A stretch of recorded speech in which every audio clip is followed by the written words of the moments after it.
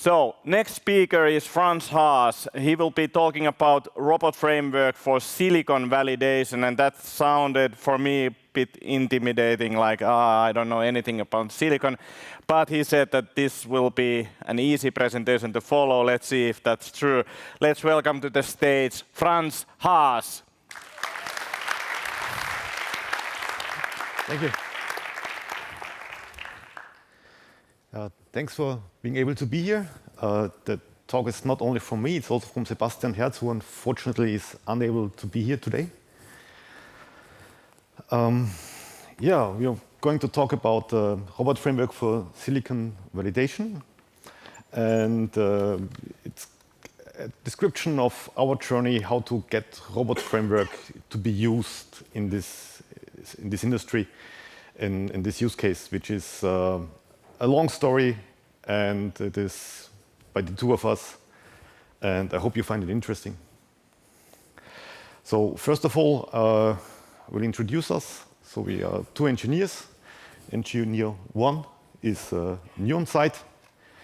He is a person who has already used robot framework in the past before he showed up on the new site in Switzerland. He has a varied background with different career points in the past, and he has about 18 years of experience. And Engineer 2 is well established on site. He is an expert in LabVIEW and in TestStand, and he has a very strong background in hardware and in mechanic stuff. And his word counts. He is very well established. People believe him. People know him for a long time. And he has the control of the laboratory budget, which is very important. He's also very experienced with around 16 years of experience. And the next thing I want to show you is what we do in silicon validation. So what you do in silicon validation is you finalize the development of a chip. At this point, we realize or verify, validate that the chip does what it's supposed to do.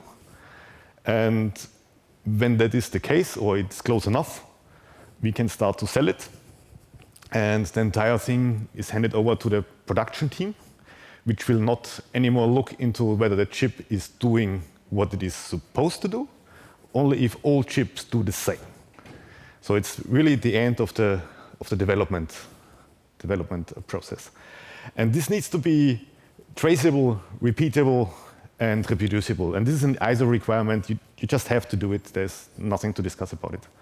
What you see here on the picture is the robot framework in use in the background. And in the front, you see a thermal imaging of one of the chips that we are analyzing to see where the current is doing stuff by looking at the heat map.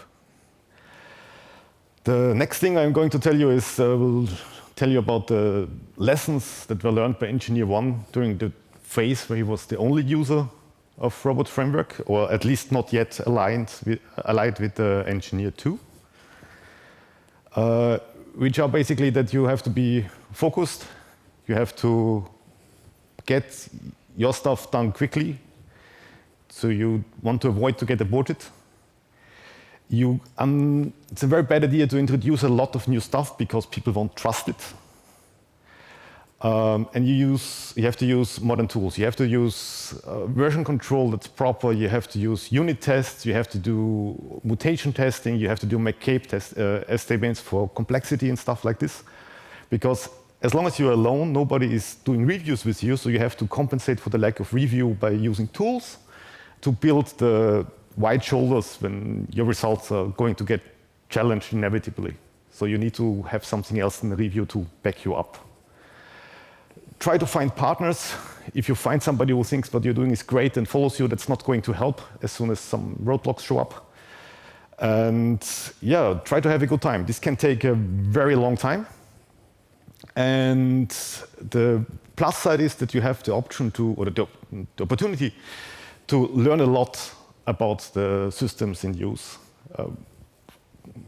Really a lot, because you get known quality about the things that you're using. In this time, not all the successes were actually successful. So sometimes you don't have a happy end. The problem is you're validating a chip that's already in production. So the mask is done. You cannot really change a lot anymore. And if you can prove that this thing is not sellable, nobody's going to celebrate you. There's not going to be a party. There's not going to be a dinner, nothing. Nobody's happy about that. The best thing that you can achieve is move on to a different piece of silicon which might be better than that. And this has nothing to do with how well or how bad you validate. It's just how the world is. So I have here a war story on how that can go down. And we had a memory chip that we were trying to sell, but it was validated for a long time. And it had this weird feature that when you read data from it, it's a read-only memory. You read data from one address, another address changes. And this change is temperature dependent. This change may affect the coding that the quality control people put in, that they know when was it produced, by what shift, what tool set, whatever. That can change. The way it communicates can change. There's a UUID in it that's necessary for communication that can also change. And this is a big source for conflict in the team because nobody trusts what is going on. You find chips that have markings that don't match what's in them. It's horrible. And to make it really bad is the very same memory is sold in another product very successfully. So it does work. We know it's working. We know it's sellable. Customers buy it. Customers are happy with it. And yeah, we solved it. We managed. You have to have great traceability. Although this memory is not working and people trust it, which is wrong, they shouldn't have, but we did, it still has to maintain traceability and keep up of it. You have to prove that your keywords are working reliably. And this is very hard because you have no thing to test it against because everything is broken. You have to find an explanation on why the other product is working. And actually, this is the key part. Once that was established, we could say, look, if I do this like in the other product, it works. If I do this like in this product, it doesn't. Once you achieve that, then you can move forward. And that was achieved not by engineer 1 or 2, but it was achieved by engineer 3. And there was no celebration when that was managed. This was not something that people were happy about. So this was the first part of the story. The next part is when we were actually trying that on the same side where engineer 1 and 2 were working together. And there was, I'm going to describe the starting situation and the 3 things that were available to do silicon validation there. Let's start with the starting situation, the original solution that was there to begin with. This solution was surprisingly similar to robotframework. When you look at the background image with the Excel or the lower image with the screenshot, this is not too far away from robotframework. This should actually be salvageable. This is not too far away. It's an Excel-based thing where you have tables that describe the measurements that you want to do. It was intended to be used using only the tool Excel and LabVIEW to operate it. But over a long time of usage, other tools creeped in, and the maintenance burden got too hard to be stamped by the team. That was just too much of a maintenance burden for all these tools. You had Lua, you had Matlab, you had LabVIEW, you have VBA, you have Excel. It was just too much. Then there was a replacement tool, but it was still an improvement when it was introduced 10 years ago. It was a replacement tool already agreed on. It was used in pilot projects. It's a combination of TestStand and LabVIEW. TestStand is, again, not too different to robotframework. You have tables where you put in your test data, and then these tables get executed. The tool chain is immense. It consists it's using a lot of stuff. And the source control is very hard. This graphically inputted source code is very hard to diff, very hard to figure out what changed when and why. It is very hard to do simple things like change the data type of a VI or a function. You have to micromanage that. You have to tell other users of the code, other participants of the code, that you're going to change a type. It is very cumbersome. For every problem that you end up having, it looks as if you would need to buy a new tool, learn a new tool. So the overall, people didn't really like it that much. There was very sparse enthusiasm on this tool. And when you look at the top right corner, it looks a little bit like Camunda. And yeah, if you would use Camunda to write your PNG parser, you probably would break your fingers. And this is basically what's the problem here to some extent. What it does is it's operated by the mouse heavily, and it feels a little bit like a CAD tool. And the operator gets important, which is something that some people really like. So you know the code, you can operate in it. If you don't know the tool very well, you can literally look at the code and not being able to make a change that you know how it should look like because you don't know how to do it, which is frustrating for newbies and makes the operators more important. And the thing I will show you next is where we ended up with. But this is kind of a preview because the journey there will continue in the next parts of the presentation. So this is the robot framework approach. When you look at an example on the screen, it's very easy to understand what's going on, I would claim. It's very close to what you would write in a Word file as a specification of the measurement you intend to do. And the tool chain is really, really short. If you read the pitch on the talk, that was longer, but we are continually reducing the tool chain that we are using. It's down to these 3 items at the moment. We intend to keep it like that, and it's very pleasant to work with it. It's very nice to have this way of level or this level of abstraction when you communicate with your colleagues from other parts of the company on what you're doing and checking all this stuff. So this is where we ended up with, and next, let's describe the journey to get there. So the first step to success, to find basically the ability to team up between engineer 1 and 2, there had to be opportunity for that. There had to be the chance to do this. And in our case, there was an artisan task that needed to be done. So it was a task that with the competing tools was impossible to automate. So there was skill involved to get the job done. And it was an annoying task that nobody wanted to do, and the results were not really trusted because the new guy may not have the artisan skills to do it right.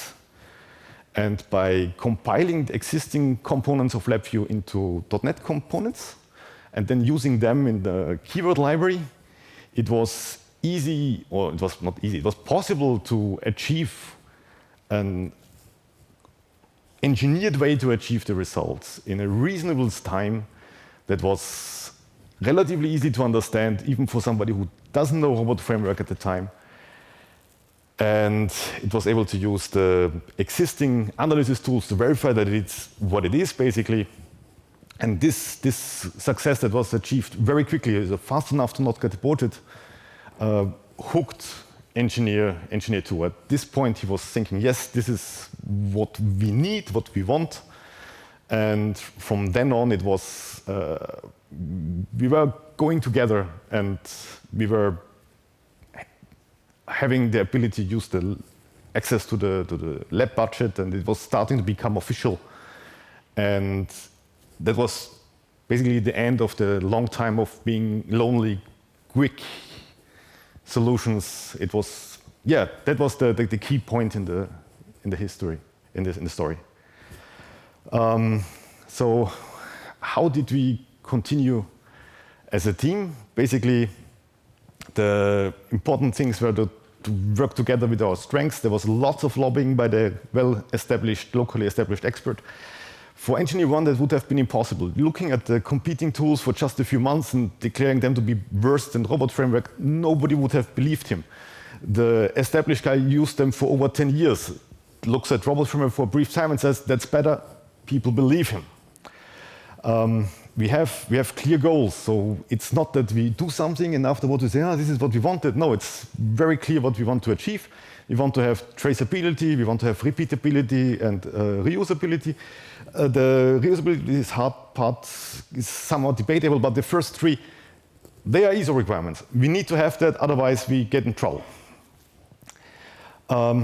we are able to show very productive teamwork. So if one of us is on vacation, if one of us is sick, the other person can jump in and take over with much less friction than on the competing solutions. And we are able to prove that to management, basically. We are open to build alliances, so if you don't use Robot Framework, you're not out of the discussion. You can still work with us. You can still use the advantage that we are able to achieve using Robot Framework or other tools, and we openly share success. We try to buy in alliances. We support each other, and we do not evangelize. We do tell people when they want to listen, when they ask us something, but we don't go around and tell everybody how great Robot Framework is. We can operate as equals in the the development process. This is something that probably feels natural to most of us, but it's not. Other tools do not allow it. They have to ask for permission to change a data type or something. This is, or add a parameter. This is you have to have a meeting on this in the competing solutions. We can work as equals. We don't need to have this leader-follower concept. We are a small team. We need to be able to say no, and we need to avoid certain things. We do not build complex code or architectures or systems. This goes hand in hand with the takeaways from working alone on Robot Framework. If you want to do this unit test, the mutation testing, and all this stuff, you cannot do that when your code is large and complex and unwieldy. You have to have small orthogonal pieces of code that you can individually test and check that they are okay. Otherwise, it will just not work. There were talks about this on the first day, this graph where you see which code gets tested, which code does not get tested. Don't go there. You have to have very small pieces that you can individually check and then use the orthogonality that Robot Framework allows you to use to compose them to sensible measurements. Again, we don't preach, and we do not waste energy on experiments that don't share our goals. But it's okay not to use Robot Framework. It's okay to not use Jenkins or something. But if you don't share the goals, we don't really want to support that. Important thing for us is that we have sometimes skeptics showing up that give very badly researched complaints. And how to deal with that is an important thing. Basically, most of the time, at least one of us is in the mood to give a constructive answer, take it as an opportunity to research whether something changed since you made a decision, and improve documentation or improve whatever. Address the concern publicly and politely and stuff, but try to not show when you are annoyed. Yes, then there is something that's more to our managers than to this audience. Basically, we are great. And finally, or almost finally, I would like to list up what was really impressing us from Robot Framework and what did impress or did not impress our colleagues who use other tools or managers or something. So, yeah, so basically, the people who are on our level, they weren't convinced by anything. Our management was kind of impressed on how well we were able to be efficient on follow-up projects. And then there were some things that impressed us a lot, but didn't really make an impact on our colleagues. So the ability to compare source code files well with diff and with version control is something that is really impressive to us, but wasn't to them. They kind of learned to trust each other when they say what they did. The compactness of the code, that it's small both in information, so it's relatively concise. Also that it's small in bytes. It's easy to, or it's fast to check out because it's just not so many bytes. Very great for us, didn't really impress them. The high speed that you have, so basically Robot Framework starts fast and works fast, installs very fast. So all this didn't really impress them. The low memory footprint, the logs and reports, all this didn't impress. It impressed us, but it didn't impress our colleagues. So basically, given that difference in what you think is cool and what you think is not cool, it just doesn't make sense to preach. Our colleagues asked for interactive visual debugging. We probably should have shown them just the Jupyter book, but we weren't aware of it at the time. I learned about it in this conference. And they would like to have a GUI instead of a variable-based or config file-based variable file or variable command line switch-based configuration. I don't.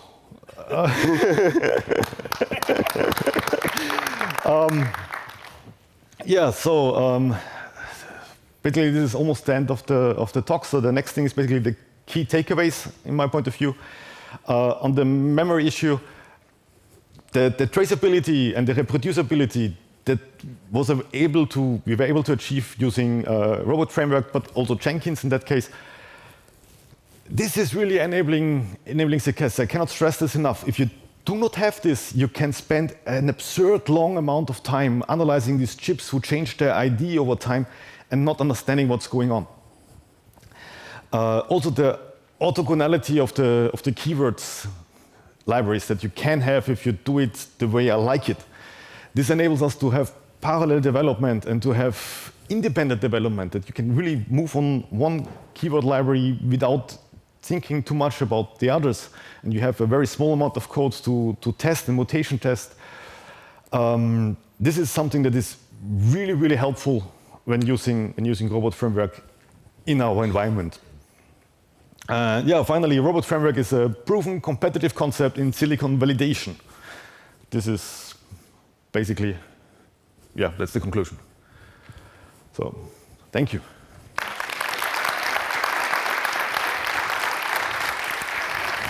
Thank you, Franz. We have a few questions for you. What was the hardest part to achieve with Robot Framework? The hardest part to achieve? Yeah. Acceptance. Acceptance. By the management and or like by management and colleagues and stuff. Basically, there's a very burden when you try to show somebody, look, this is how I specified my measurement. They basically say, is this what is running on the machine? Yes, it is. I don't want to have a look at it. It's probably assembler, and I don't want to learn how to read it. Yeah. So this is it's a hard time to get people over this burden. I was thinking that, do you have any lessons from that? Because like when we are communicating benefits of like, let's say, software or some technology thing to people who don't understand the technology on that level. What kind of worked for me was ambushing them, basically showing them, look, this is how I specified my measurement. And then they basically, oh, I don't understand it. And then how would you write it? Yeah. And then they make a sentence. So like basically, can I go back here now, or is it over? No, I cannot go back. Like there was on the slide where you then have a sentence that basically says, well, I want to measure the voltage or the current of this node and then compare it to this limit.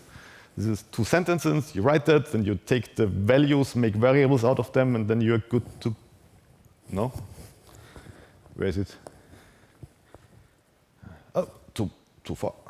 Here, there. Basically, yeah. So this was basically written by one of the customers of the thing. He said, so I don't understand what was there before. He writes him himself. And then yeah.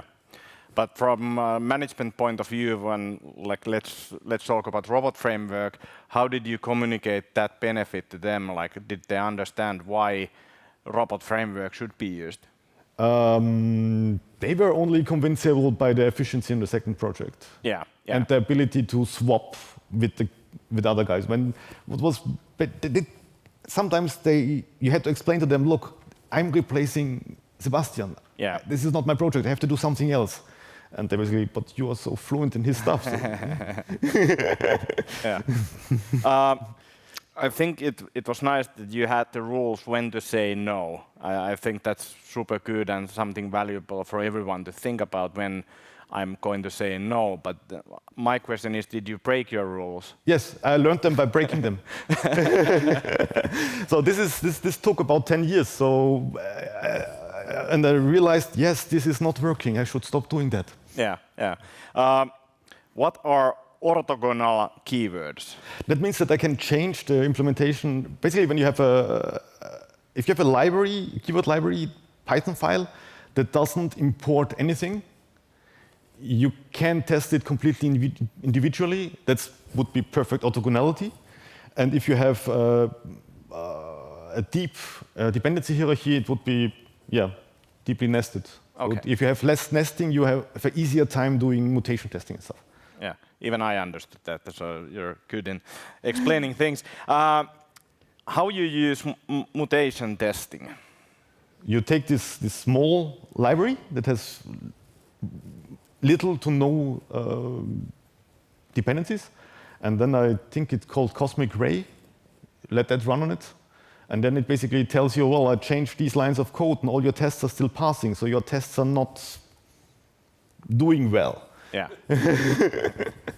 So, and this is, I think, on the first day there was this talk about these maps. That is basically the same thing. Maps. Yeah. Yeah. And the trick is, if you have a very small piece of code that you're working with, this gets much easier. Yeah. So keep with a small piece of code. You want to talk to a multimeter. It doesn't need to be dependent of the world. Thank you for the talk, Franz Haas. Give warm thanks to Franz. Thank you. Thank you.